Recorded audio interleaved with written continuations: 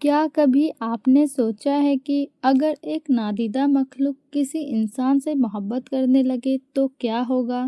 کیا دو مختلف دنیاؤں کے درمیان محبت ممکن ہے؟ یہ کہانی ہے آمنہ کی، ایک ایسی پاکیزہ دل لڑکی کی جس کی زندگی اس وقت بدل گئی جب ایک نادیدہ سایہ اس کی آواز، اس کا کردار اور اس کی عبادت کا عاشق ہو گیا۔ سرسبز کھیتوں اور مٹی کی خوشبو سے بھرے ایک پرسکون گاؤں میں آمنہ نام کی ایک لڑکی رہتی تھی۔ آمنہ نہایت شریف، باحیا اور اللہ کی فرما بردار تھی۔ شام کے وقت وہ اپنے گھر کے آنگن میں موجود پرانے بیری کے درخت کے نیچے بیٹھ جاتی اور قرآن پاک کی تلاوت کرتی۔ اس کی آواز میں ایسی مٹھاس تھی کہ فضا جیسے خاموش ہو جاتی، پرندے درختوں پر آ بیٹھتے اور ٹھنڈی ہوائیں بھی جیسے رک کر اس کی تلاوت سنتی۔ لیکن آمنہ اس حقیقت سے باخبر تھی کہ کوئی اور بھی اسے سنتا ہے، ایک ایسی مخلوق جو انسان نہیں تھی۔ بیری کے اسی درخت پر جنات کے بادشاہ کا بیٹا ذوحیب اکثر آ کر بیٹھ جاتا اور خاموشی سے اس کی تلاوت سنتا رہتا۔ ذوحیب طاقتور، دولت مند اور جنات کی دنیا کا شہزادہ کہلاتا تھا۔ ذوحیب کے دل میں کبھی کسی کے لیے کوئی خاص جذبہ پیدا نہیں ہوا تھا، لیکن جب آمنہ کی تلاوت سنی تو اس کی دنیا بدل گئی۔ دن گزرتے گئے اور ذوحیب کی دلچسپی محبت میں بدل گئی۔ آمنہ کو اکثر محسوس ہوتا کہ کوئی اسے دیکھ رہا ہے۔ کبھی اچانک ہوا کا جھونکا اس کے دوپٹے کو چھو کر گزر جاتا، کبھی اس کی جانماز پر تازہ گلاب کا پھول رکھا ملتا، کبھی رات کی خاموشی میں کسی کے قدموں کی آہٹ کی آواز سنائی دیتی، مگر ارد گرد کوئی موجود نہ ہوتا۔ آمنہ گھبرا سی جاتی، مگر اسے کوئی نقصان نہیں پہنچتی تھی، کیونکہ وہ سایہ اسے ڈرانا نہیں چاہتا تھا، بلکہ وہ تو اس سے محبت کر بیٹھا تھا۔ ایک رات آسمان پر چاند پورے ذوبن پر تھا۔ آمنہ تہجد کے بعد دعا مانگ ہی رہی تھی کہ اچانک اس کے سامنے ایک نورانی وجود نمودار ہوا۔ وہ ایک شہزادے کی جیسا دکھائی دیا۔ اس کی آنکھوں میں عجیب سی اداسی اور محبت تھی۔ میں ذوحیب ہوں، اس نے آہستہ سے آمنہ کو کہا۔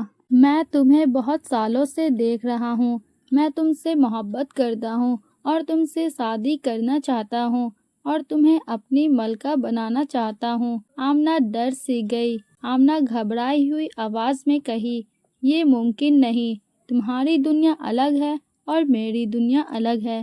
مگر ذوحیب نے ہار نہیں مانی۔ اس نے آمنہ سے وعدہ کیا کہ وہ اسے دنیا کی ہر خوشی دے سکتا ہے، لیکن آمنہ کا جواب تھا، میری خوشی اللہ کی رضا میں ہے، نہ کہ دنیاوی طاقت میں۔ یہ انکار ذوحیب کے لیے ناقابل برداشت تھا۔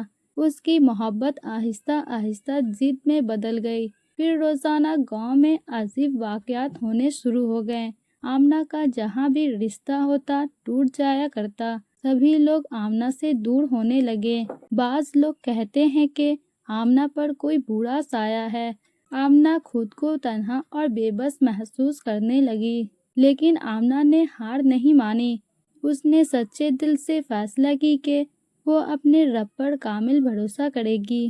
وہ رات کو اٹھتی، نمازیں پڑھتی، سجدے میں اللہ سے دعائیں کرتی۔ آمنہ کے زبان پر ہر وقت آیت الکرسی کے اذکار جاری رہتے۔ وہ ہمیشہ رات کو اٹھتی، نمازیں پڑھتی، دعائیں کرتی۔ آمنہ رو رو کر دعائیں کر ہی رہی تھی کہ اچانک ذوحیب آمنہ کے سامنے آ گیا، مگر اس بار وہ پہلے جیسا نہیں تھا۔ ذوحیب کی آنکھوں میں غرور نہیں بلکہ آنسو تھے۔ ذوحیب نے لرزتی ہوئی آواز میں کہا، میں نے اپنی زندگی میں بے شمار طاقتیں دیکھی ہیں، میں نے بادشاہت دیکھی، جادو دیکھے، اختیار دیکھا، لیکن جو طاقت تمہارے ایمان میں ہے وہ میں نے کبھی نہیں دیکھا۔ پھر ذوحیب چند لمحے خاموش رہا اور بولا، آمنہ میں تمہیں زبردستی حاصل کر سکتا ہوں، لیکن تمہاری پاکیزگی نے مجھے سکھا دیا کہ محبت قبضہ کرنے کا نام نہیں، محبت عزت دینے کا نام ہے۔ آج سے میں اپنی ضد چھوڑتا ہوں۔ یہ کہہ کر ذوحیب آمنہ کے پاس سے چلا گیا۔ جاتے ہوئے آمنہ سے کہا، آمنہ میں تمہاری زندگی سے دور جانے کا فیصلہ کر لیا ہے، اور ایک بات، اگر محبت سچی ہو تو دعاؤں میں ہمیشہ زندہ رہتی ہے، زنجیروں میں نہیں۔ آمنہ کی زندگی آہستہ آہستہ معمول پر آ گئی، گاؤں کے حالات بدل گئے۔ آمنہ اپنی زندگی، علم، عبادت اور اپنے کام میں لگ گئی، اور دوسری طرف زہیب اپنے نادیدہ دنیا میں خاموشی سے آمنہ کے لیے دعائیں کرتا۔ سچی محبت زبردستی حاصل کرنے کا نام نہیں، بلکہ دوسرے کی عزت، آزادی اور خوشی کو قبول کرنے کا نام ہے۔ اس کہانی سے ملنے والا سبق: پہلا، اللہ پر بھروسہ اور مضبوط ایمان ہر خوف اور مشکل پر غالب آ سکتی ہے۔ دوسرا، پاکیزہ کردار اور عبادت انسان کی سب سے بڑی طاقت ہے۔ تیسرا، محبت اگر حقیقی ہو تو وہ قربانی، صبر اور احترام سکھاتی ہے، نہ کہ ضد اور جبر۔ چوتھا، انسان کو ہر مشکل میں اللہ کی طرف رجوع کرنا چاہیے، کیونکہ اصل مدد اسی کے پاس ہے۔ پانچواں، دنیا کی کوئی غیبی طاقتیں چاہے کتنی ہی بڑی کیوں نہ ہو، سچے ایمان کے سامنے کمزور ہو جاتی ہے۔